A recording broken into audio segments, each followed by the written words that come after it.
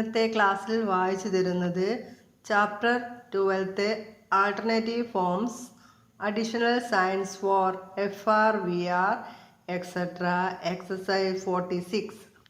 Have you ever noticed what useful lessons you may receive through a shrewd look at the faces of the people you come across in traveling?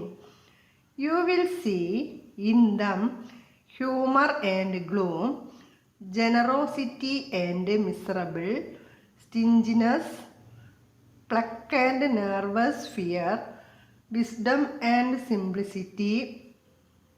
You will notice the drinker and the abstainer, the hopeful and the fearful, the clever talker and the bore, the flighty and the modest, the pilferer and the honest fellow, the loafer and the worker.